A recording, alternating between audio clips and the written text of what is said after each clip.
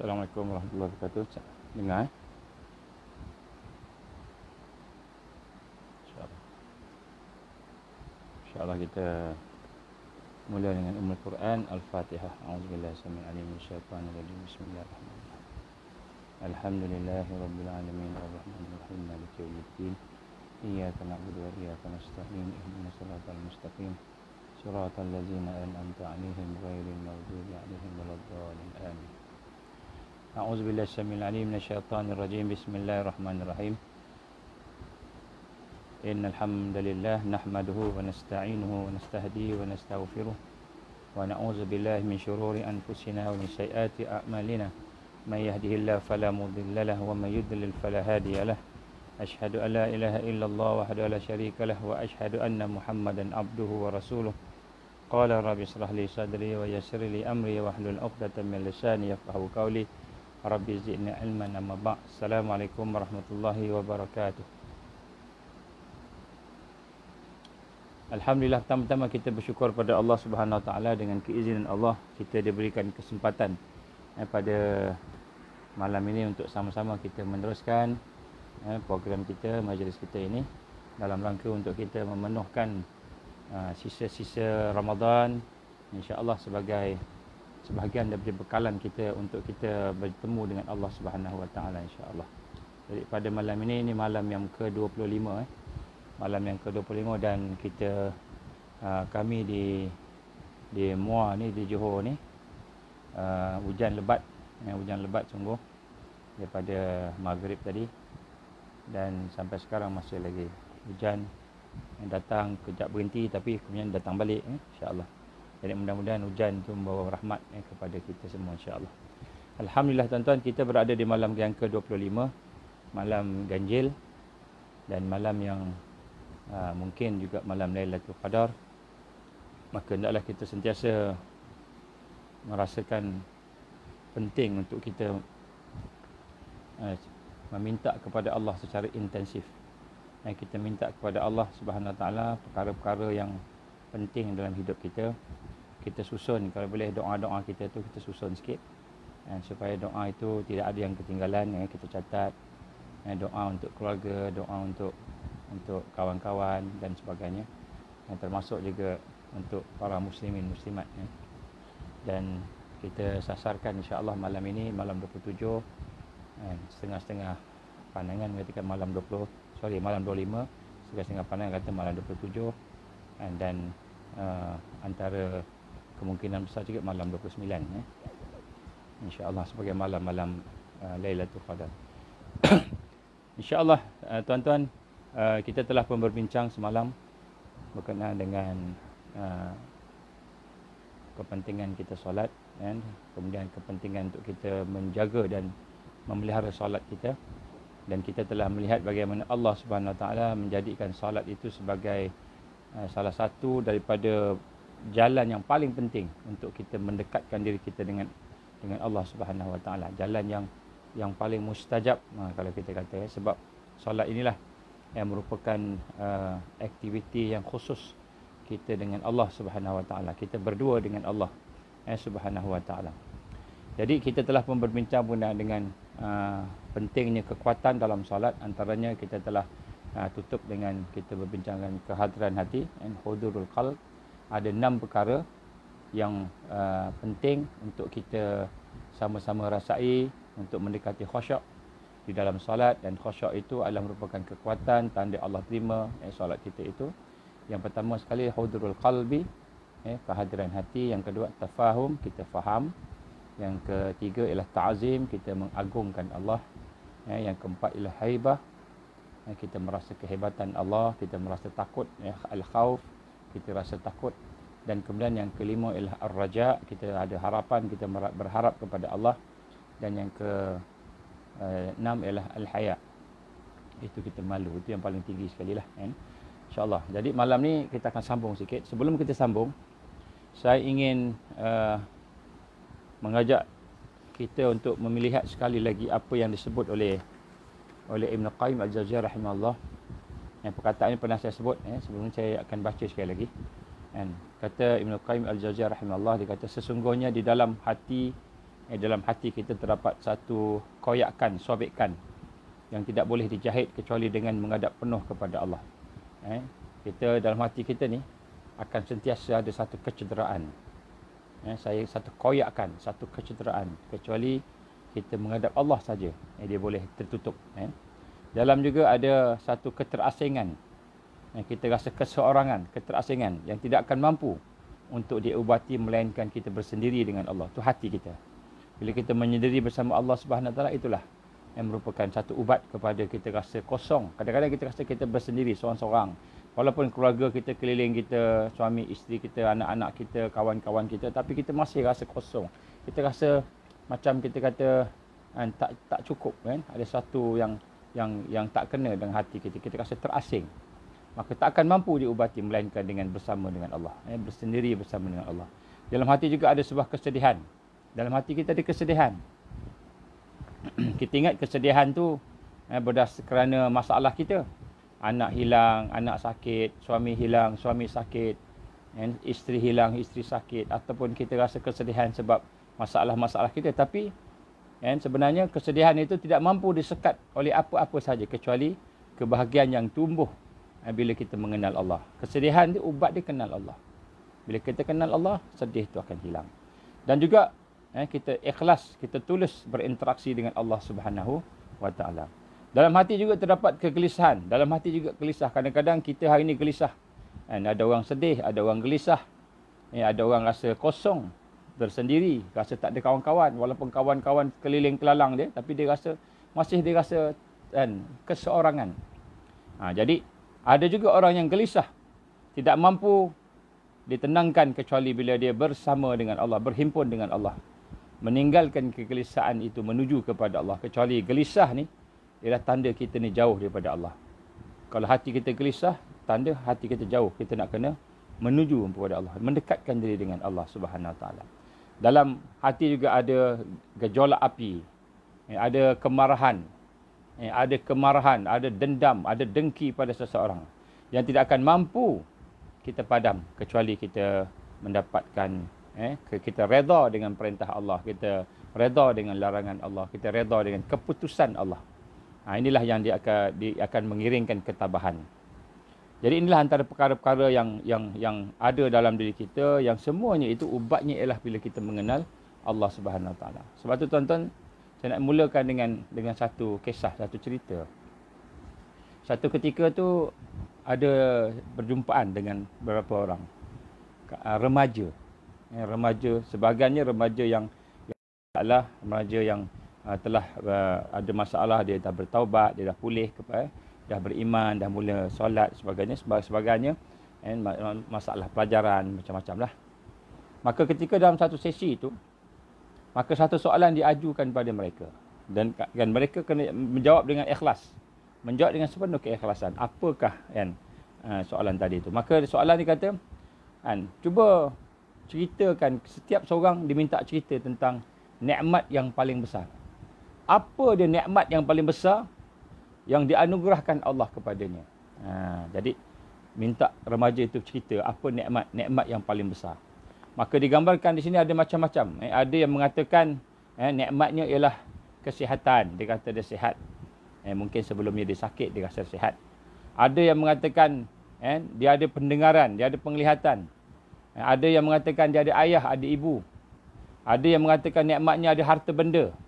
Biasalah. Kalau saya tanya kepada tuan-tuan sekalian, contohnya malam ni, apakah nikmat paling besar yang Allah bagi kepada kita? Maka kita akan jawablah ikut masing-masing. Ada yang kata anak-anak, ada yang kata kesihatan, ada yang kata iman, ada kata dapat Islam dan sebagainya. Maka dalam ramai-ramai itu tibalah giliran seorang pemuda yang umurnya 18 tahun, dan kemudian ditanya, kalau kita kata apakah yang biasa kita dengar budak 18 tahun, pemuda 18 tahun ni bercakap. Maka dia pun berkata, nikmat yang paling besar dalam hidup saya, dia kata, ialah apabila Allah itu adalah Tuhan kita. Dia kata nikmat yang paling besar apabila timbul kesedaran dalam hati dia, satu kesedaran, satu perasaan bahawa Allah ni Tuhan kita.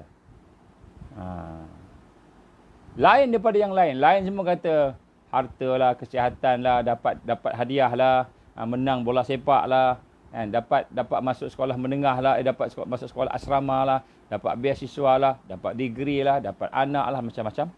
Tetapi dia kata, nikmat yang besar yang saya rasa dalam hidup saya ni adalah apabila dia rasa, dia sedar bahawa Allah inilah Rabb kita. Allah ni Tuhan.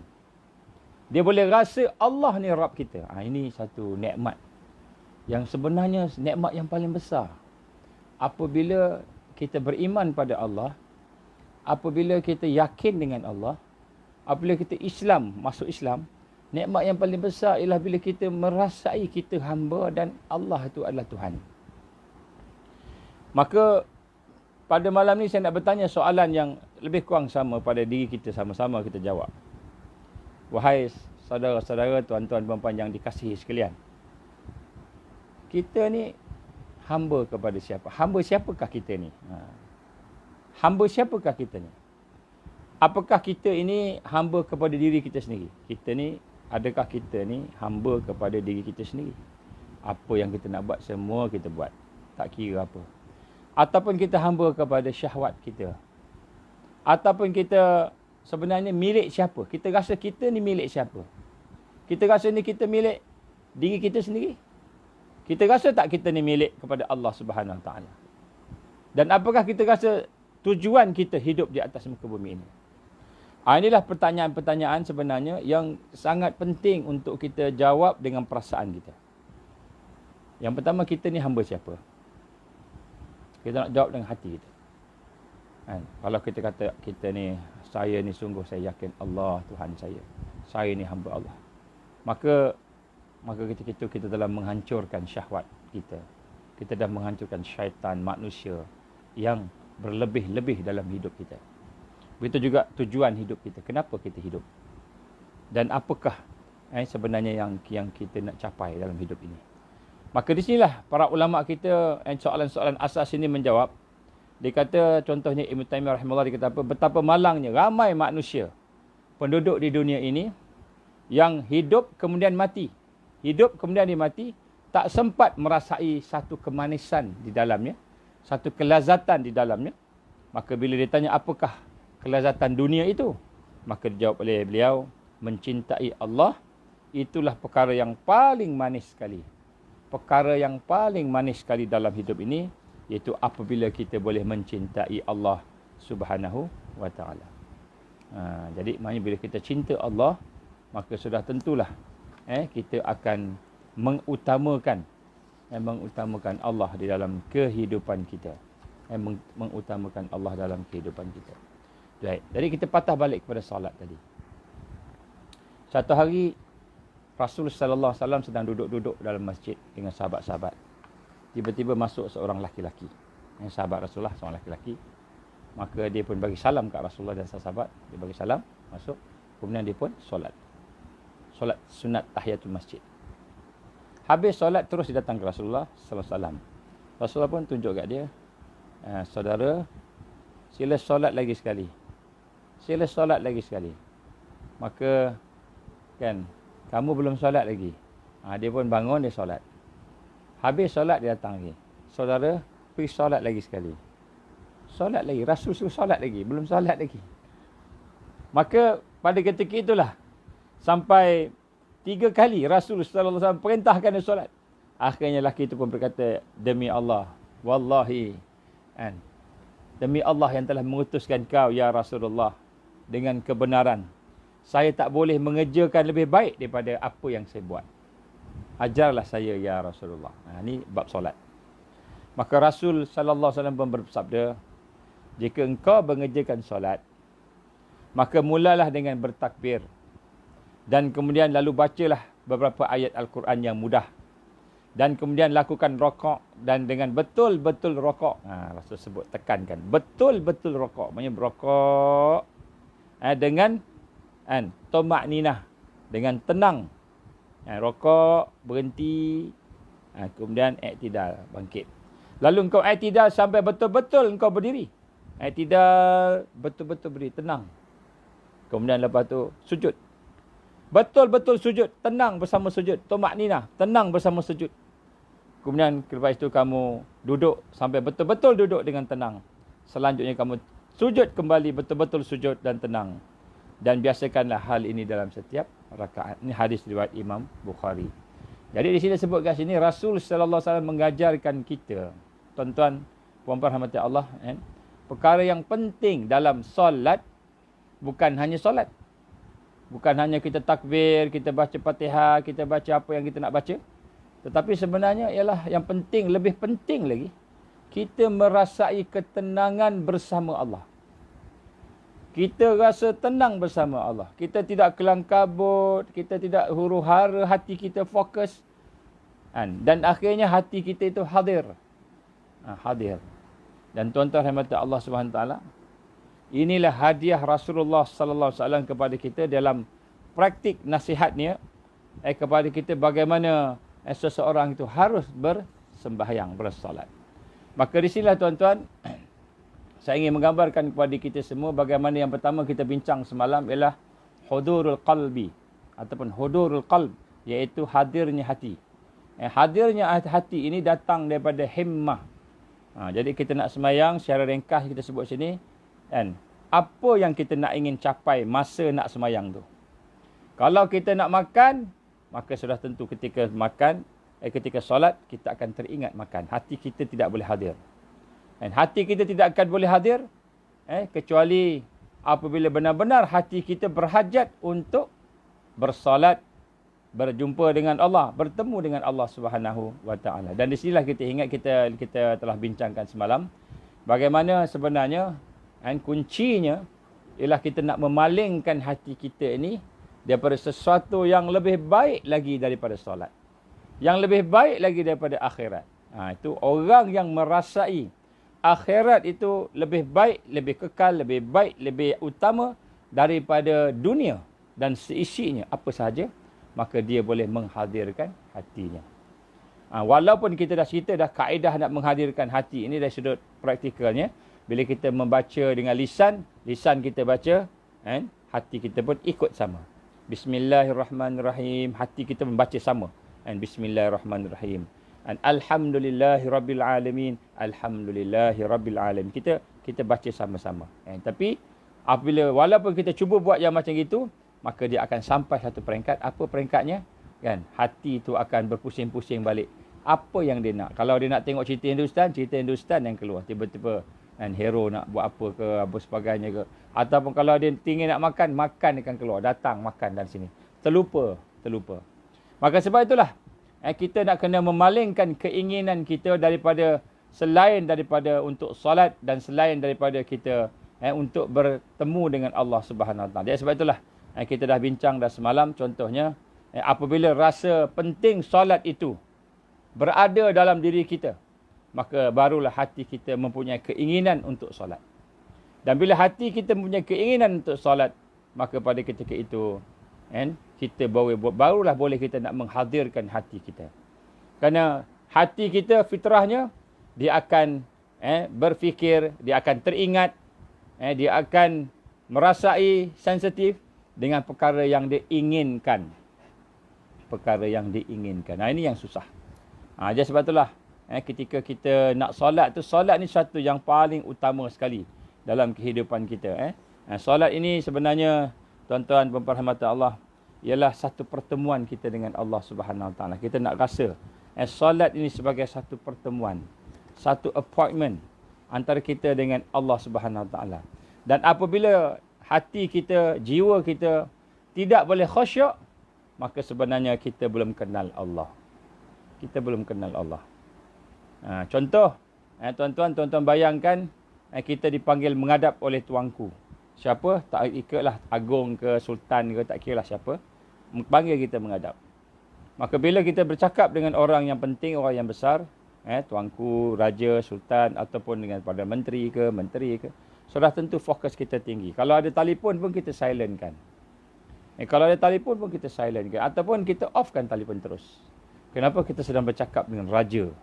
Kita sedang bercakap dengan sultan. Kita sedang bercakap dengan orang yang besar, menteri, Perdana Menteri mungkin, dalam satu meeting yang penting. Maka sudah tentulah kita akan offkan segala gangguan. Segala gangguan tak ada. Even dalam meeting biasa pun kita dah offkan. Kita dah silentkan handphone kita. Begitulah sebenarnya hati kita. Bagaimana hati kita nak merasai bahawa kita sedang menghadap Allah Subhanahu wa ta'ala. Maka bila hati kita merasai yang kita sedang menghadap Allah Subhanahu wa ta'ala, sudah tentulah hati kita itu akan boleh dihadirkan. Boleh dihadirkan. Sebab itulah saya nak sebut kat sini tuan-tuan, saya nak baca sedikit apa yang digambarkan oleh Ibn Qayyim Al-Jauziyah rahimahullah tentang nilai-nilai kejiwaan yang ada. Dia kata, ketahuilah setiap kali hati manusia mampu menangkap makna-makna mengenal Allah itu dengan baik, maka hati itu akan bersinar. Bila hati kita boleh tangkap, boleh merasai untuk mengenal Allah ini, mengenali Allah, maka ketika itulah dia akan bersinar, bercahaya. Jiwa dan batin akan merasa bahagia. Maka beliau menyambung, dia kata apa? Ketahuilah saudara-saudara, ketika orang lain bergantung kepada dunia, ketika orang lain bergantung kepada dunia, bergantung kepada gaji, bergantung kepada kesihatan, bergantung pada nak senang, bergantung pada harta, nak senang bergantung pada kawan-kawan. Ketika orang lain bergantung kepada dunia, maka gantungkanlah diri kamu hanya kepada Allah. Ini orang yang kenal Allah. Ketika orang semua bergantung kepada dunia, kamu gantunglah diri kamu kepada Allah. Bergantunglah kepada Allah. Ketika orang lain merasa gembira dengan dunia, orang lain gembira dengan dunia, dapat dunia gembira, dapat gaji, dapat makanan, dapat gembira dengan dunia, maka jadikanlah diri kamu gembira kerana Allah. Gembira kerana Allah. Maka ketika orang lain merasakan bahagia dengan kekasih-kekasih mereka, merasa bahagia dengan kekasih-kekasih mereka, jumpa dengan orang yang dia sayang, dia rasa bahagia, dia rasa seronok, maka jadikanlah diri kamu merasa bahagia dengan Allah ketika solat. Nak rasa bahagia bertemu dengan Allah. Dan Allah tu kekasih. Maknanya Allah tu kekasih kita. Allah tu sayang kat kita. Dia maha penyayang, maha mengasihi kita. Dan kita pun nak sayang dan mengasihi Allah Subhanahu Wa Taala.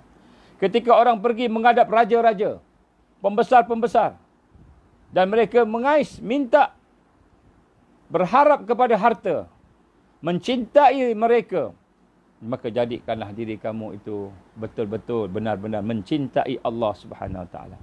Orang lain berharap dengan makhluk, jumpa dengan raja-raja, jumpa dengan sultan, jumpa dengan agung, jumpa dengan menteri, jumpa dengan perdana menteri, harapkan ganjaran, harapkan sesuatu, dapat sesuatu daripada mereka.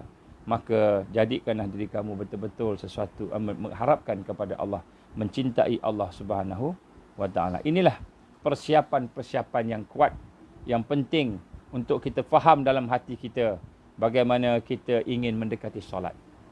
Kita nak mendekati solat, kita kena faham akan hakikat ini.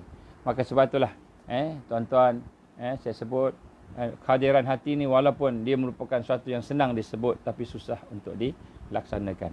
Dan maka orang Allah dan kehidupan akhirat syurga sebagai yang pertama dalam hidup dia, maka hati dia boleh hadir untuk dia solat dengan baik, dengan baik. Sebab itulah kita perlukan kepada al-iman wal yaqin.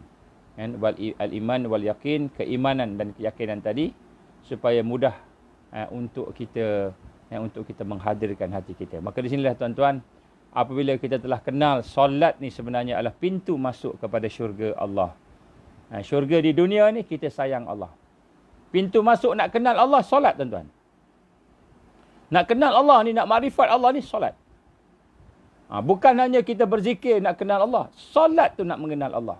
Allah akan buka pintu hati kita, sehingga kita boleh mengenali Allah Subhanahu Wa Taala. Solat ni seperti satu tempat yang melindungi kita.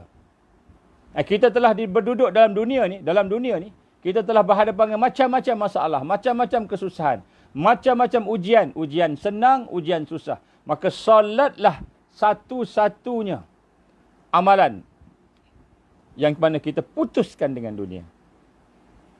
Kita fanakan dunia. Maksudnya kita tinggalkan dunia dalam solat. Maka sebab itulah Rasul sallallahu alaihi wasallam mengatakan bahawa kebahagiaan aku adalah dalam solat. Kebahagiaan Rasulullah sallallahu alaihi wasallam dalam solat. Jadi sini digambarkan bagaimana Rasul sallallahu alaihi wasallam dan sahabat-sahabatnya amat merindui solat. Sangat-sangat merindui solat. Sebab tu digambarkan oleh Aisyah radhiyallahu anha ketika mereka sedang berbual-bual. Kami sedang berbual dengan Rasul dan Rasul sedang berbual dengan kami. Tiba-tiba masuk waktu solat. Maka berubah Rasul sallallahu alaihi wasallam. Terus seolah-olah tak nampak dah kami. Seolah-olah tak kenal lah Aisyah, tak kenal lah kawan sahabat-sahabat yang ada keluarga, tak kenal.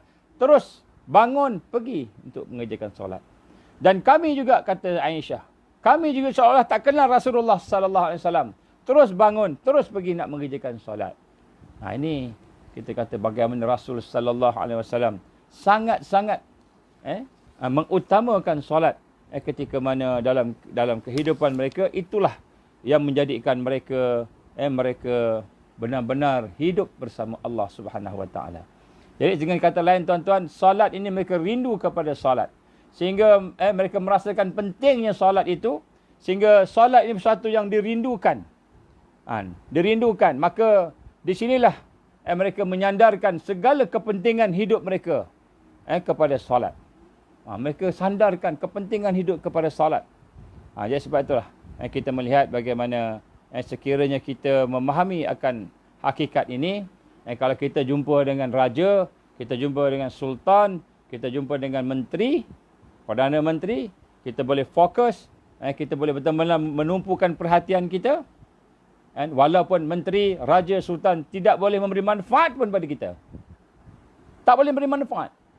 Kalau rosak, kalau banjir, kalau terbakar, dia tak boleh bagi manfaat. Dia tak boleh tarik. Maka kita bersungguh-sungguhlah menguatkan iman kita. Jalan kita untuk bermula dengan mengenal Allah. Dan kemudian kita faham. Allah lah. Allahu yadhurru wa yanfa. Allah lah yang memberikan mudarat. Allah yang memberikan manfaat. Allah lah yang memberikan kekuatan dan kelemahan. Ini nombor satu. Jadi apabila kita dah mula merasai akan hakikat itu, maka kita akan rasa nikmat solat. Tengok Rasul sallallahu alaihi wasallam. Satu ketika Abu Hurairah radhiyallahu anhu, dia menyatakan pada satu ketika dia pernah menjaga Rasul sallallahu alaihi wasallam. Dia berkhidmat pada Rasulullah sallallahu alaihi wasallam pada siang hari. Maka pada ketika itu sampailah waktu malam hari, dia masih lagi, maka dia pun tidur di masjid bersama dengan Rasulullah sallallahu alaihi wasallam. Maka malam hari dia sedang berjaga, Rasulullah solat. Maka ketika dia solat, dia tengok Rasulullah pun sujud. Subhana Rabbi. Subhana Rabbi, yang dia dengar. Subhana Rabbi. Rasulullah baca panjang sampai dia tertidur. Kemudian dia bangun-bangun terjaga, dia tengok Subhana Rabbi, masih lagi sujud lagi. Masih lagi rokok lagi. Rasulullah sallallahu alaihi wasallam sungguh-sungguh menikmati solat. Sehingga baginda Rasulullah sallallahu alaihi wasallam lama panjang solatnya. Walaupun sahabat-sahabat yang duk jaga dia tu, yang duk temankan dia tu, yang duk berkhidmat untuk Rasulullah sallallahu alaihi wasallam tu, sampai tertidur-tidur. Sampai keletihan menunggu. Tetapi Rasul terus solat dalam keadaan menikmati solat tersebut. Perkara yang kedua tuan-tuan yang kita nak tengok tanda khusyuk kita ialah at-tafahum. Bukan at-tafahum, iaitu pemahaman. Apabila hati kita telah mula hadir. Jadi baik, apa latihan hadir? Saya ringkaskan. Hadir, yang pertama sekali kita baca lidah, hati ikut sama. Itu hadir.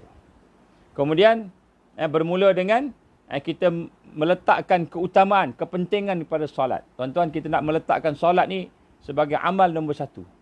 Amal nombor satu kita solat. Sebab solat inilah kita sedang berinteraksi dengan Allah Subhanahu wa ta'ala. Secara langsung. Bayangkan kita sedang bercakap dengan raja, kepada segala raja. Dan kita cakap kepada Tuhan yang memberikan rezeki pada kita. Yang memberikan nyawa kepada kita. Memberikan kesihatan pada kita. Memberikan segala yang kita suka. Hidup kita ni dia yang beri. Kita bayangkan kita sedang bercakap dengan Allah. Sudah tentulah. Kita rasa penting sangat solat ni. Walaupun solat itu solat sunat. Kemudian setelah kita mula menghadirkan hati kita, maka tahap khusyuk yang kedua ialah tafahum. Apa maksud tafahum ini? Iaitu kita memahami. And apabila hati kita sudah mula hadir, and hati kita sudah mula hadir dengan dalam solat tadi, maka kita telah mendapat 1/6 daripada khusyuk. Maka, tapi kita belum faham lagi maksud-maksud solat, kita belum faham lagi. Maka di sinilah digambarkan sekadar mulut saja, sekadar sebutan hati saja hadir tapi kita belum faham. Maka kita hendaklah berusaha supaya kita faham. Apa maksud faham? Nombor satu, maksud faham ni kita kena ada ilmu. Iaitu kita tahu makna-makna yang kita baca. Itu nombor satu. Ya, sebab tu tuan-tuan, kalau boleh kita tahu bukan saja hafal Fatihah, tapi kita tahu makna dia. Itu maksud faham. Kalau boleh kita tahu makna Bismillahirrahmanirrahim. Makna Subhana Rabbiyal Azim. Makna Sami Allahu liman hamidah. Makna doa iftitah dan yang kita baca makna-makna dia. Kalau boleh kita baca ayat-ayat tu kita tahu makna. Itu nombor satu. Maknanya kita nak kena belajar, nak kena ada ilmu. Ini nombor satu. Maknanya ini akan memperkuatkan. Tetapi apa yang inti kepada faham? Inti kepada faham ialah kita sesudah kita menghadirkan hati kita, maknanya kita baca dengan lidah, kita baca dengan hati, sama baca sekali, dan kita cuba menggerakkan perasaan kita, maka ketika itu, pada masa itu kita pun mula mengekalkan fikiran kita, pusatkan hati kita kepada maknanya. Maknanya, modal yang pertama ialah menghadirkan hati. Lepas tu kita nak kekalkan fikiran kita, fokus pada makna yang kita baca. Bismillahirrahmanirrahim. Dalam hati kita, dalam fikiran kita tahu dengan nama Allah Maha Pengasih, Maha Penyayang. Kita tak payahlah sebut dengan nama Allah tu, tapi kita faham makna dia. Kita melihat makna dia. Ar-Rahmanir-Rahim. Alhamdulillahi Rabbil Alamin. Kita dengan segala puji hanya pada Allah Rabbul Alamin. Baik. Jadi apabila fikiran kita mula fokus pada makna-makna yang cakap yang kita sedang, makna-makna ayat yang kita sedang cakap itu, maka itulah makna kita telah faham. Maknanya kita fokus pada pemikiran. Baik. Jadi rawatan, apakah masalah kepada faham ini, tafahum ini? Apakah masalah kepada tafahum ini? Maknanya seketika kita sedang solat tadi, satu, hadir hati tak hadir. Okey. Katalah hadir hati dah hadir, hati kita dah baca, lidah kita dah baca, kita dah boleh cuba memahami, nak cuba memahami pula. Maka untuk merawat tafahum ini ialah kita nak memastikan benih-benih yang mengganggu, kan? Sumber-sumber yang mengganggu pemikiran kita. Yang mengganggu pemikiran kita. Contoh, kan? Kita nak makan, makanan dah hidang. Makanan dah hidang. Tapi kita kata tak apalah, makanan tak penting, akhirat penting, solat penting. Makanan tak apa, makanan boleh tunggu, kita pun sembahyang. Tiba-tiba fikiran kita teringat makanan. Tadi makan masak apa fikiran kita pula. Tak boleh fokus. Maka rawatannya ialah kehadiran hati. Pertama, kehadiran hati. Merasai kepentingan solat, merasai hubungan dengan Allah tadi. Kita sedang menghadap Allah, sedang bercakap dengan Allah. Pentingnya syurga, pentingnya akhirat, pentingnya Allah daripada segala-galanya. Itu rawatan yang pertama, hadir hati. Kemudian pemusatan, kita fokus pemikiran kita. Dan macam mana nak fokus? Kita elakkan gangguan-gangguan. Kita tutup gangguan-gangguan. Sebab tu Rasul sallallahu alaihi wasallam gambarkan, sekiranya makanan telah dihidang, kita dah tengok makanan tu, makan dah, rasalah. Makan dulu. Kecuali masa dah tak cukup, orang nak solat jemaah tu lain lah. Tapi maknanya, makan dulu. Gangguan-gangguan yang akan mengganggu pemikiran, kita kena putuskan dulu. Ataupun angan-angan yang menyebabkan kita tertarik kepadanya. Contoh, kalau kita berniaga, ada kedai. Kita masuk waktu sembahyang, oleh kerana sembahyang ni penting sangat, kita terus pergi sembahyang, tak tutup pun kedai. Tiba-tiba dalam sembahyang, otak kita berfikir kedai. Tak kunci lagi. Kedai tak kunci lagi. Tak boleh nak fokus. Hati dah hadir, dah mula hadir. Tapi otak pula Jadi nak kita nak mana rawatan macam mana nak tafahum ini? Nombor satu, kita kena ada ilmu, tahu makna-maknanya. Nombor dua, kita kena tutup, kita putuskan sumber-sumber yang boleh menyebabkan fikiran kita ni terganggu. Contoh, kalau kita semayang, dia halayak ramai. Kita halayak ramai semayang terganggu, kita cari tempat yang sunyi sikit. Ataupun kita semayang di tempat-tempat yang bising, terganggu, kita cari tempat yang kurang bising sikit. Itu contoh. Dia menyebabkan fokus. Kita punya pemikiran fokus dan kita memutuskan bibit-bibit, benih-benih, perkara-perkara sumber-sumber yang boleh mengganggu tadi. Maka barang siapa yang terganggu dengan fikiran-fikiran tadi, maka dia tidak faham walaupun dia tahu makna. Contoh. Sebab itulah tuan-tuan, dia bermula dari sebelum sembahyang lagi. Sebelum sembahyang ni kita nak kena rasa apa? Kita nak kena rasa kan, nak bina contohnya cinta pada Allah. Sebab contoh orang yang cinta kepada sesuatu, dia akan sentiasa teringatkan sesuatu tersebut. Teringat sesuatu. Yang tadi tu inginkan sesuatu. Ini teringat sesuatu. Maksud tu ingin tu yang hadir hati. Inginkan sesuatu. Yang teringat sesuatu. Yang ingin lebih kuat sebenarnya. Teringat sesuatu.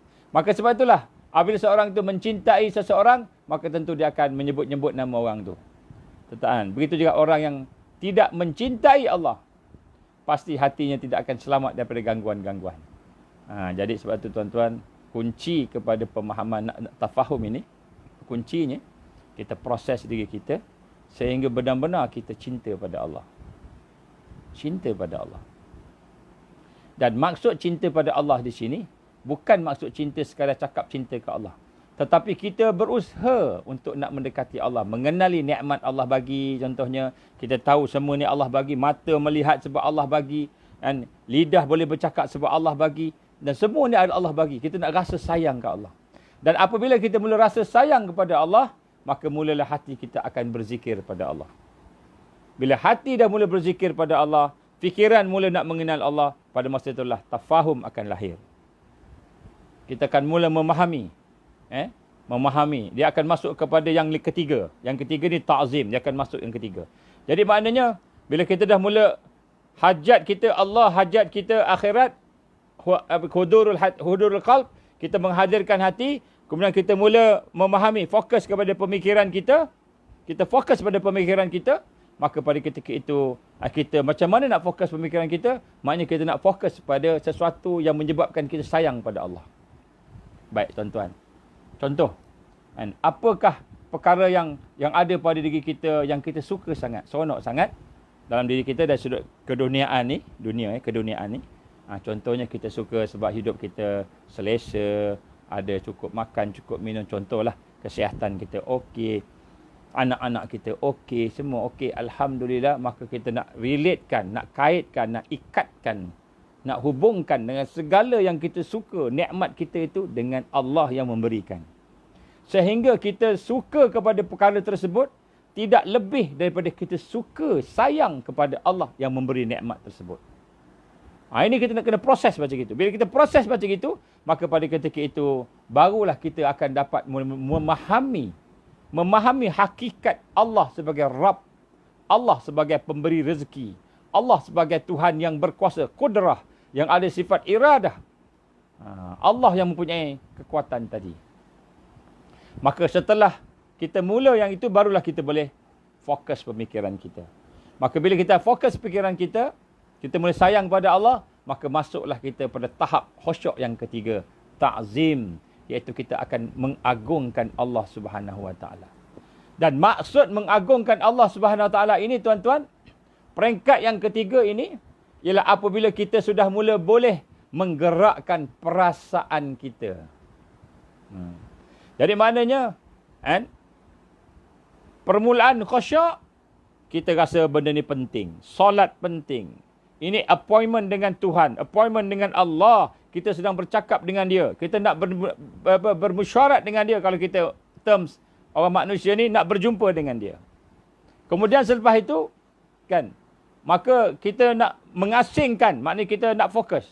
Silent phone, kalau kita meeting, silent phone semua tak ada. Itu je. Allah paling penting. Inilah pintu masuk redha Allah.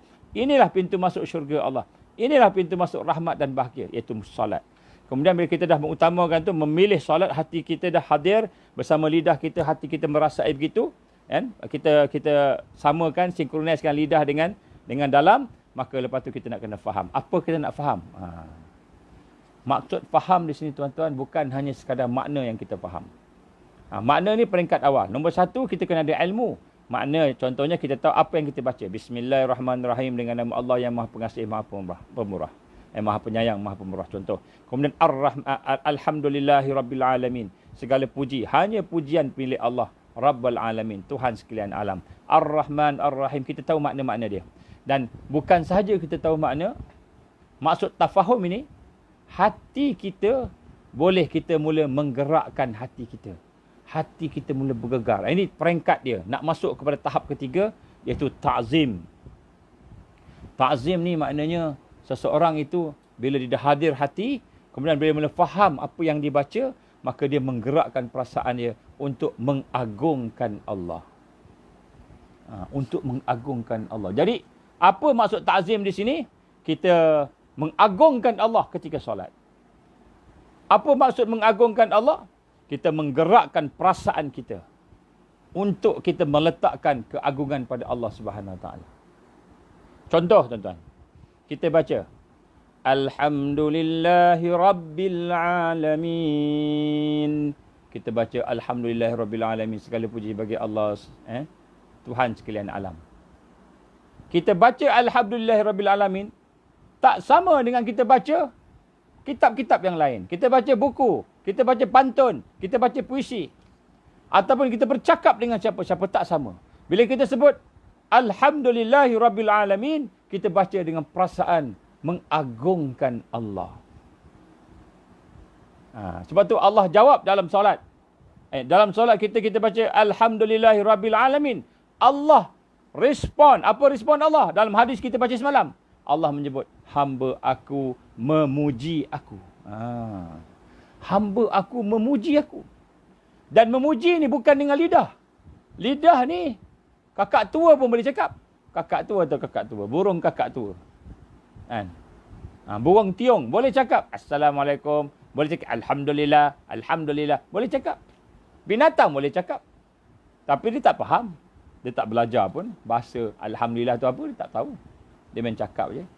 Budak kecil boleh cakap Alhamdulillah. Orang kafir boleh cakap Alhamdulillah.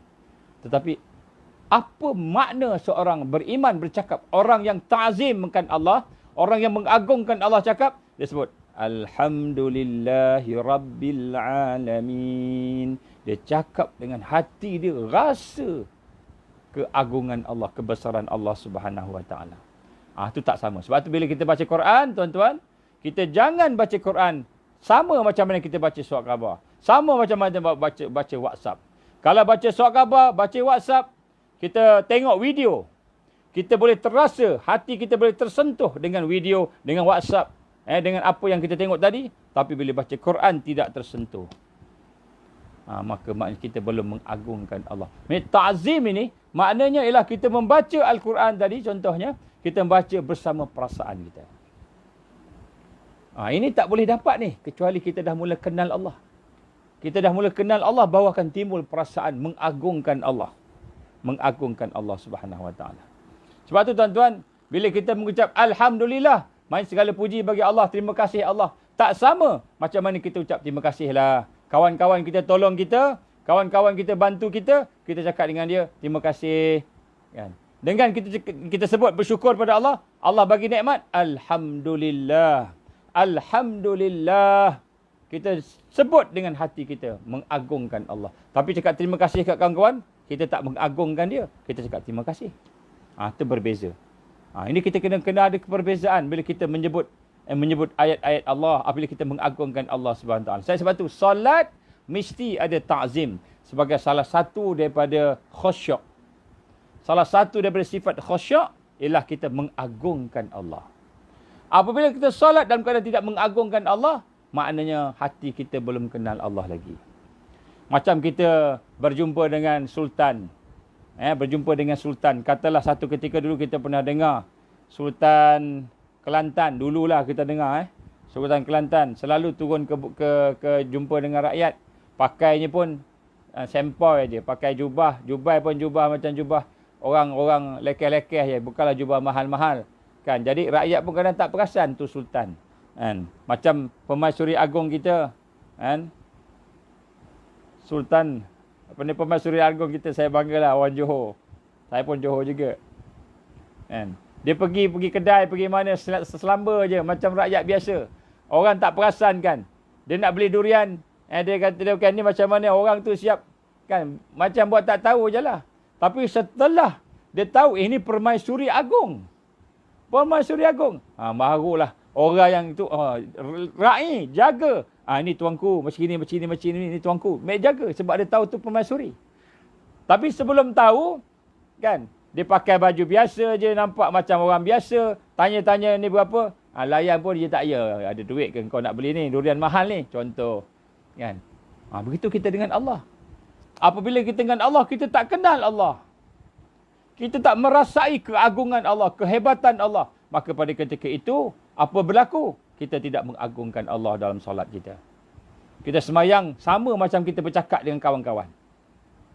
Bersama macam kita bercakap dengan bos. Mungkin kita respect dia, tapi kita tidak mengagungkan dia. Kita tidak mengagungkan dia. Maka sebab tu Rasulullah SAW, contoh, saya akan baca hadis ini kemudian, tapi saya ambil sepetikan daripada hadis tu. Apa dia kata? Kata Rasul, apabila kamu berdiri di hadapan Allah. Kata Rasulullah SAW, bila kamu berdiri di depan Allah, maka berdirilah sebagai seorang hamba yang hina. Hamba yang hina. Ini orang yang mengagungkan Allah. Maknanya kita berdiri di nak semayang ni, bukan selamba-selamba, saja-saja. Sambil sebelah kaki tepak gini, sengit-sengit, duduk macam gini. Kata Rasul sallallahu alaihi wasallam, hadisnya ada, saya baca hadis dia.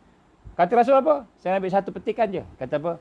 Apabila kamu berdiri di hadapan Allah, kamu nak solat ni, berdiri di hadapan Allah, maka berdirilah sebagai seorang hamba yang hina. Kenapa hina? Kerana kamu malu dengan Allah. Kerana kamu tak agungkan Allah. Kamu ni memang hina. Tuan-tuan rahmat Allah, sebab itulah macam mana kita nak menimbulkan, macam mana nak merawat ta'zim ni. Allah. Minta maaf. Wire sangkut. Macam mana kita nak merawat ta'zim ni? Sifat ta'zim ni macam mana kita nak merawat? Tuan-tuan rahmat Allah, ada pun ta'zim ini adalah keadaan hati kita. Ni kita tengok ni hari ni kita nak buat ni. Malam ni kita nak solat dengan ta'zim, rasa ta'zim pada Allah. Maka ta'zim ialah suasana hati, keadaan hati. Hati yang timbul daripada dua makrifat. Daripada dua pengenalan kepada Allah Subhanahu Wa Taala. Ni tuan-tuan, malam ni kita nak solat dengan ta'zim pada Allah sebagai seorang hamba. Bukan macam orang biasa. Bukan macam orang agama lain sembahyang. Mereka tak ada ta'zim. Kan, orang setengah-setengah agama, saya tak cakaplah agama apa. Kan, dia bagi makan kat Tuhan dia. Dulu bagi buah yang betul-betul, apple yang paling mahal, limau yang paling mahal, nenas yang paling mahal. Sekarang apple plastik, limau plastik. Kan, limau plastik dia bagi. Kan, apa ni, nenas plastik. Pernah tanya. Kan, dulu kan, apple yang paling mahal, nenas paling mahal bagi pada Tuhan. Kenapa sekarang kamu bagi pada Tuhan kamu kan plastik? Sama saja mah, dia kata. Sama saja mah, dia bukan makan pun. Itu simbol saja, simbol. Tuan-tuan, dia tidak mengagungkan Tuhan dia. Kalau konsep dia lah kan. Dia tak pernah pun mengagungkan Allah. Dia syirik, apalagi dia mengagungkan Allah, lagi jauh. Baik. Tuan-tuan, macam mana kita nak meningkatkan tahap ta'zim kita kepada Allah? Ada dua bentuk makrifat yang perlu pada kita. Dua bentuk pengenalan pada Allah. Hati kita perlu kenal dengan dua benda. Yang pertama sekali, kita mengenal kebesaran dan keagungan Allah Subhanahu Wa Taala. Yang pertama, macam mana kita nak mengagungkan Allah? Bila kita kenal kebesaran Allah, keagungan Allah Subhanahu Wa Taala, kenal sifat-sifat dia yang hebat. Dan ini termasuk dalam pokok iman.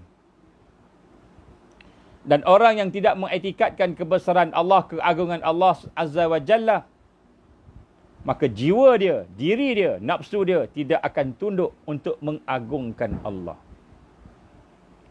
Yang pertama kita kena kenal, tuan-tuan. Kita kena kenal keagungan, sifat-sifat Allah, perbuatan Allah yang maha agung, yang maha besar. Kita kena kenal nombor satu. Maknanya, tuan-tuan, kita nak sebut kat sini, kita ni fakir, Allah ni kaya. Ya ayuhan nas antumul fuqara ilallah. Kamu ni fakir pada Allah. Maknanya, tuan-tuan, kita nak sebut sini. Saya nak sebut dengan tuan-tuan, pada diri saya sendiri. Kita ni tak boleh hidup malam ni melainkan Allah bagi nyawa kat kita. Bayangkan Allah ambil nyawa kita. Allah ambil jantung kita. Jantung pun cukup. Tiba-tiba kena heart attack. Tiba-tiba kena heart attack. Tuan-tuan, jantung kita boleh berdegup, berdenyut ini pun Allah bagi. Mata kita boleh melihat pun Allah bagi. Kita nak rasa. Yang kita tidak memiliki apa-apa melainkan semua anugerah Allah. Allah anugerah pada kita. Dan Allah boleh mengambil bila masa dia nak. Ini satu proses. Sebab tu saya sebut tadi, dia merupakan satu rawatan, perlahan-perlahan. Tetapi kita nak kena rasa.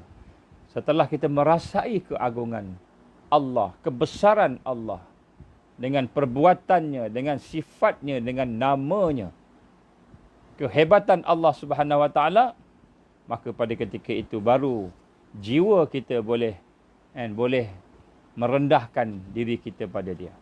Boleh tunduklah pada dia. Kan? Macam mana kita nak tahu? Macam mana kita nak tahu kan, kebesaran Allah?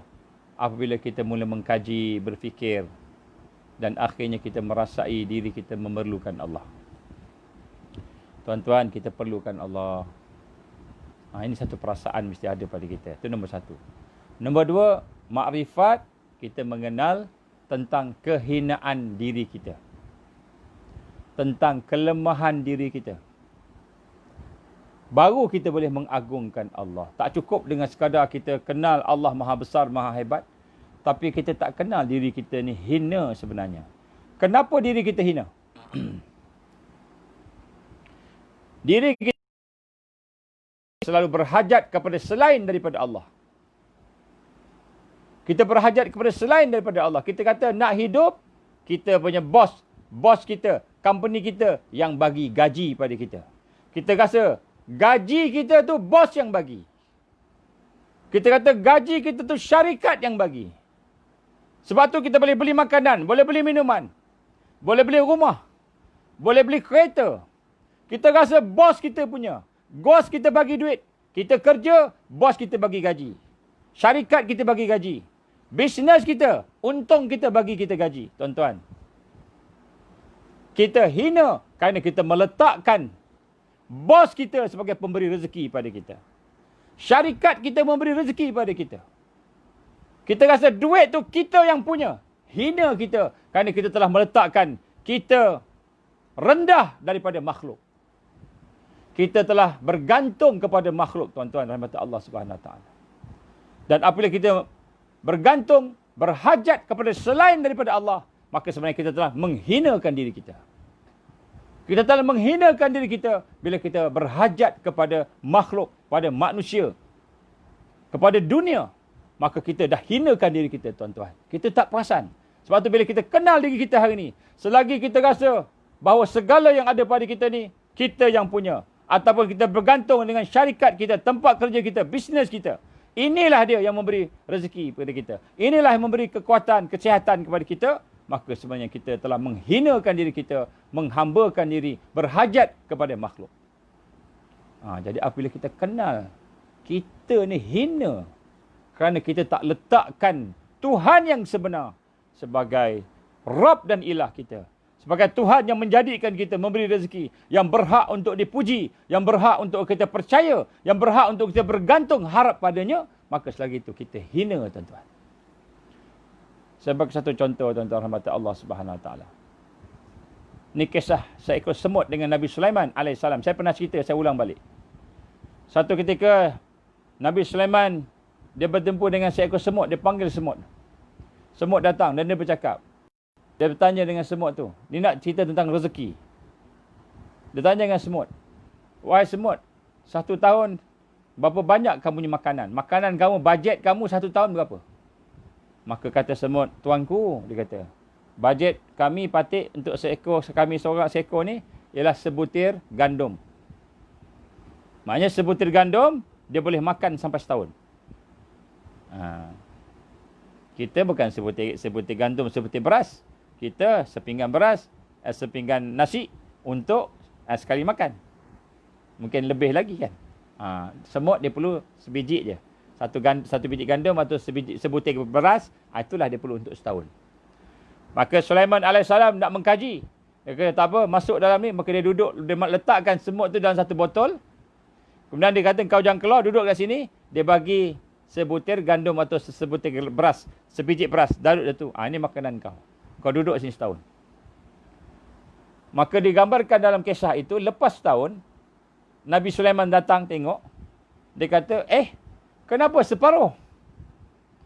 Kenapa ada separuh? Kau sebut sebutir gandum, sebutir beras. Kenapa tinggal separuh? Maknanya kau makan separuh je. Tidak tuanku. Sebenarnya saya makan sebutir beras, sebutir gandum. Tetapi oleh kerana yang menjaga makanan saya tuanku bukan Allah. Maka saya tak berharap dengan tuanku. Mungkin tuanku akan lupa. Tuanku datang jumpa saya balik lepas 2 tahun. Ataupun tuanku mati. Kurang-kurang saya boleh hidup sampai 2 tahun. 2 kali. Tuan-tuan rahmat Allah. Semut pun merasai bahawa Allah yang memberi rezeki kat dia. Ini semut tuan-tuan. Ini kisah benar. Diceritakan dalam kisah Nabi Ibrahim, Nabi Sulaiman alaihissalam. Menangis Nabi Sulaiman alaihissalam. Bagaimana seekor semut boleh merasai yang memberi rezeki itu Allah Subhanahu Wa Taala. Walaupun dia boleh mencari rezeki, dia boleh makan apa dia nak makan. Selain gandum, dia boleh makan benda lain lagi. Tapi dia yakin apabila Sulaiman yang nak bagi dia makan, Sulaiman yang jaga dia punya raja dia, maka dia kata, aku tak yakin dengan Sulaiman. Sulaiman ni mungkin lupa. Setahun besok belum tahu dia datang. Dia lupa, dia sibuk dengan kerajaan dia. Lupa. Mungkin datang 2 tahun. Jadi dia kata, aku kena berjimat cermat. Dia makan separuh je. Setahun separuh je beras. Tuan-tuan rahmat Allah SWT. Apabila kita mengenal kehinaan diri kita. Kerana tidak bergantung dengan Allah. Kita masih lagi bergantung dengan makhluk. Kita masih lagi mengagungkan makhluk. Hati kita masih keras untuk sayang pada Allah. Maka itulah tanda hinanya kita. Tanda hinanya kita. Maka kita tidak akan dapat mengagungkan Allah. Sekiranya kita tidak ada perasaan fakir. Tidak ada perasaan hina. Tidak ada perasaan lemah di hadapan Allah Subhanahu Wa Taala. Seperti iblis. Walaupun dia tahu Allah yang maha berkuasa. Allah yang bagi nyawa pada dia. Maka dia kata, ya Allah, oleh kerana engkau telah laknat aku, maka engkau beri aku tempoh sampai hari kiamat. Dia minta nyawa daripada Allah. Supaya Allah bagi dia tempoh panjang umur sampai hari kiamat. Supaya aku boleh menyesatkan anak-anak Adam. Aku akan datang daripada depan, belakang, kanan dan kiri. Aku akan datang mereka. Tuan-tuan rahmat Allah. Iblis, dia kenal kebesaran Allah. Dia tahu keagungan Allah. Dia tahu kekuasaan Allah. Tetapi hati dia tidak merasai hina di hadapan Allah. Tidak merendah diri di hadapan Allah. Dia tidak rasa memerlukan Allah. Dia rasa sombong, takbur. Walaupun Allah maha besar, maha hebat, memberi rezeki, memberi nyawa pada dia, maka dia dilaknat Allah Subhanahu Wa Taala. Sebab itu tuan-tuan, untuk kita meningkatkan perasaan ta'zim, perasaan mengagungkan Allah, ada 2 sifat kita kena ada. Yang ini kita kena proses. Dia perlukan masa. Dia perlukan masa. Kita perlu mengenal Allah. Pengenalan pertama, kita nak kenal sifat jalal Allah. Sifat jalal Allah, sifat kebesaran Allah. Kita nak rasa dalam hati kita, Allah yang maha besar. Sebab tu tuan-tuan, bila kita sakit, kita rujuk ke Allah dulu sebelum kita makan ubat. Kita rujuk Nabi Musa AS pernah satu ketika dia sakit gigi. Sakit gigi. Maka dia kata, kan, ya Allah, sakit sangat gigi aku ni, macam mana? Maka Allah pun perintah dia pergi ambil sekian-sekian daun, sekian-sekian bahan. Buat-buat macam gini, makan. Kemudian dia pernah buat, dia pun makan. Allah izin, hilang sakit. Kemudian kali kedua dia sakit, yang sama, sakit gigi juga. Maka dia terus buat, tak payah, tak tanya Allah sebab dia dah tahu dah. Dia dah tahu dah sayur apa, bahan apa nak ambil semua. Dia ambil semua. Dia buat macam mana yang Allah suruh tu. Dia pun makan.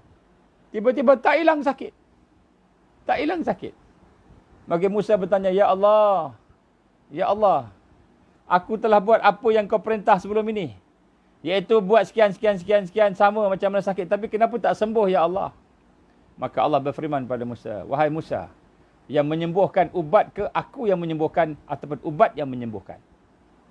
Tuan-tuan rahmati Allah SWT, kita nak makan, nak minum, kita tak pernah minta izin. Seolah-olah makan minum tu kita punya. Kita tak ada baca Bismillahirrahmanirrahim. Kita kenyang tak sebut pun Alhamdulillah. Kita selamat balik rumah, tak sebut pun Alhamdulillah. Allah selamatkan kita daripada tempat pejabat balik rumah, daripada rumah pergi ke pejabat naik kereta, tak ada aksiden, tak ada gangguan, tak ada apa. Selamat aja. Perjalanannya lancar aja. Kita tak rasa pun Allah yang melancarkan perjalanan. Kita rasa kita yang pandai bawa. Kita yang terror. Pengalaman lebih daripada 30 tahun memandu. Kita mandu dengan cermat. Kita rasa kita, bukan Allah. Sebab tu tuan-tuan, bila kita tidak merasai keperluan Allah tadi, kita tak rasa kita perlu pada Allah. Sebab Allah memang biarkan kita. Allah biar. Nabi Musa dia tegur. Nabi Musa sebab dia boleh bercakap dengan Allah. Ni dia punya kelebihan Nabi Musa. Dia boleh bercakap dengan Allah. Dan Allah nak tegur dia untuk kita juga pengajaran. Pertama kali dia minta ke Allah, Ya Allah, macam mana nak sembuhkan sakit ni, sakit gigi. Maka Allah perintahkan dia buat sekian. Dia buat, sembuh. Kali kedua dia tak minta ke Allah, dia terus buat. Allah tegur. Langsung Allah tegur. Direct. Tuan-tuan rahmati Allah Ta'ala. Di dunia ni Allah tak tegur kita. Allah biarkan. Sebab itulah untuk kita mendapatkan ta'zim, rasa mengagungkan Allah, dua. Yang pertama, kita kena kenal kebesaran Allah, kekuasaan Allah, kehendak Allah, iradah Allah, kudrah, iradah, ilmu, hayat, sama' basar. Sifat-sifat Allah itu kita kena kenal. Dan kemudian seterusnya, kita kena mengenal kehinaan diri kita, kefakiran diri kita. Kita ni perlu kepada Allah. Jika dua ini terkumpul, maka kita akan ta'zim kepada Allah. Bila dua sifat ini terkumpul dalam hati kita, dalam hidup kita, maka insya-Allah kita akan mengagungkan Allah. Selama pengenalan jiwa kita tidak bergabung, selama dia tidak boleh bergabung, dua sifat ini tidak bergabung, merasai kebesaran Allah dan kehinaan diri, maka selama itulah ta'zim kita, khusyuk kita tidak akan komplit, tidak akan sempurna. Dia kadang naik, kadang ada, kadang tak ada. Kadang ada, kadang tak ada. Kenapa kadang-kadang kita rasa kita tak perlu Allah, maka khusyuknya kurang. Kadang-kadang kita rasa perlu Allah. Allah Maha Besar, khusyuknya naik. Jadi dua-dua ni adalah antara sifat-sifat untuk meningkatkan ta'zim kita kepada Allah Subhanahu Wa Taala. Sebab itu tuan-tuan, sekiranya kita tidak merasai bahawa kita perlukan Allah, tidak merasai kefakiran kita, hajat kepada Allah, maka selagi itulah kita belum lagi mengiktiraf kebesaran Allah.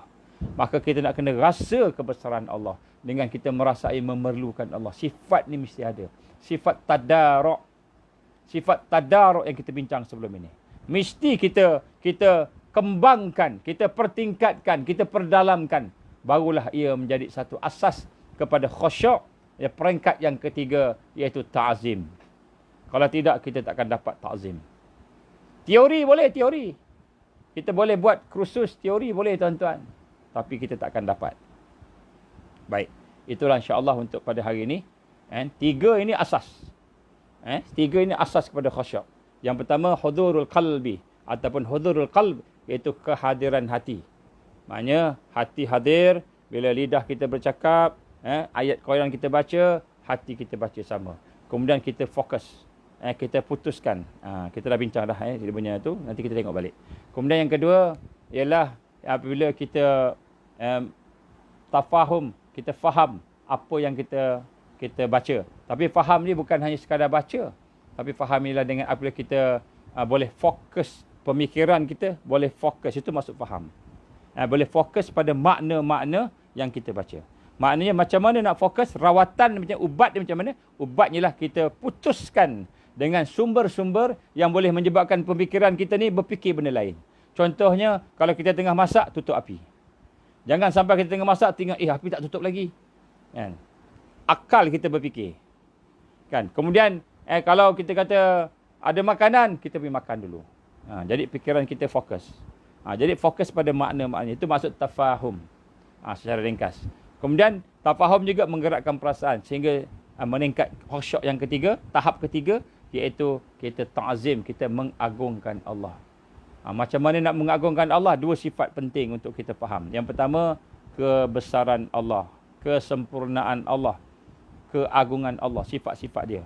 Kita nak kena berfikir, nak kena merasai. Sebab tu tuan-tuan, yang pertama ni kena banyakkan zikrullah. La ilaha illallah, la ilaha illallah. Cuba tuan-tuan dapatkan 1000 kali minimal sehari. La ilaha illallah. Selawat 1000 kali kalau boleh sehari. Istighfar 1000 kali kalau boleh sehari. Ini saya dah tambah satu dah, istighfar. Kemudian baca Quran. 1000 kali tak banyak tuan-tuan, tak banyak. Kalau rasa panjang, astaghfirullahalazim allazi la ilaha illa huwal hayyul qayyum wa atubu ilaih, panjang sangat, astaghfirullah, astaghfirullah, astaghfirullah, astaghfirullah.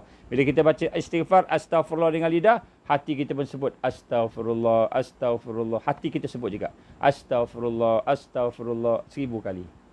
Tak apa tuan-tuan, pendek baca. Kita dengan rendah hati, kita rendahkan hati kita pada Allah, kita baca 1000 kali. Kemudian lepas tu kita baca selawat. Selawat panjang sangat, Allahumma salli ala Muhammad, Allahumma salli ala Muhammad. Kalau panjang sangat yang lain, Allahumma salli ala Muhammad.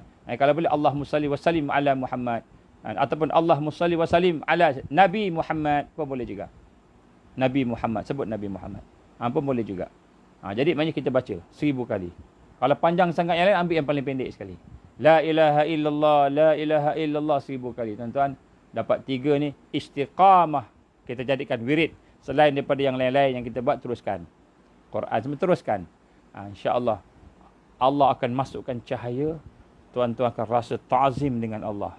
Bila kita dah mula sampai peringkat merasakan agungnya Allah, maka pada kita sembahyang. Rasa nikmat sembahyang, tuan-tuan.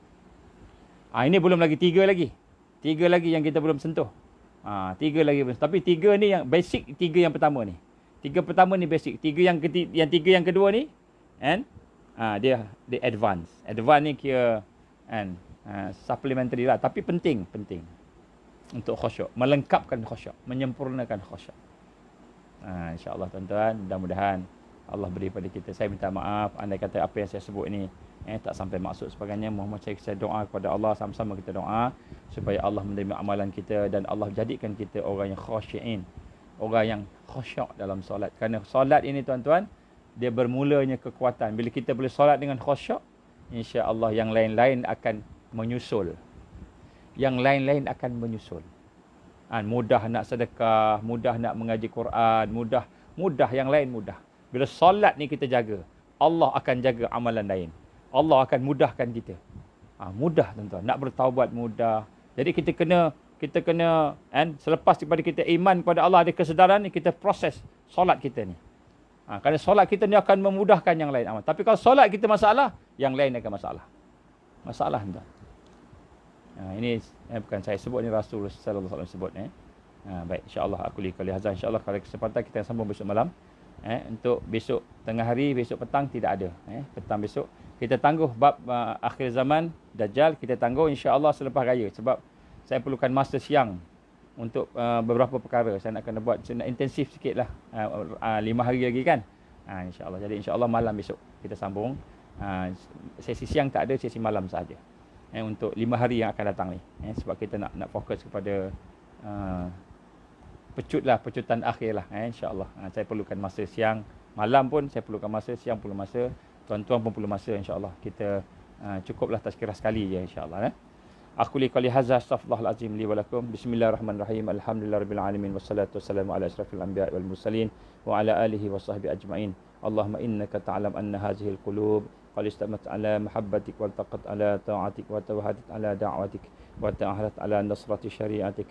Fasik Allahumma رابطتها وأدم مدها واهدها سبلها واملأها بنورك الذي لا يخبو واشرح صدورها بفيض الإيمان بك وجميل التوكل عليك وأحيها بمعرفتك وأمتها على شات في سبيلك يا الله إنك نعم المولى ونعم النصير اللهم يا مقلب القلوب ثبت قلوبنا على دينك وعلى طاعتك وعلى الجهاد في سبيلك اللهم انصر الإسلام والمسلمين اللهم انصر الإسلام والمسلمين والمستضعفين والمجاهدين في كل مكان في كل زمن اللهم إنا نعوذ بك من عذاب جهنم اللهم إنا نعوذ بك من عذاب القبر اللهم إنا نعوذ بك من فتنة المحيا والممات اللهم إنا نعوذ بك من فتنة المسيح الدجال اللهم إنا نعوذ بك من المأسم والمغرم ربنا أتمم لنا نورنا واغفر لنا إنك على كل شيء قدير ربنا هب لنا من أزواجنا وذرياتنا قرة أعين واجعلنا للمتقين إماما ربنا آتنا في الدنيا حسنة وفي الآخرة حسنة وقنا عذاب النار وصلى الله على سيدنا محمد وعلى آله وصحبه وبارك وسلم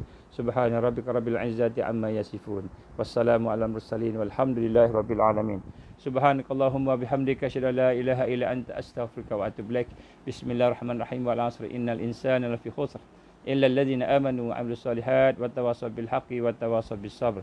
InsyaAllah tuan-tuan saya minta tolong kalau boleh share lah kepada kawan-kawan, mudah-mudahan mereka juga dapat rahmat dan kebaikan daripada perbincangan kita. Wabillahi taufiq wal hidayah. Assalamualaikum warahmatullahi wabarakatuh.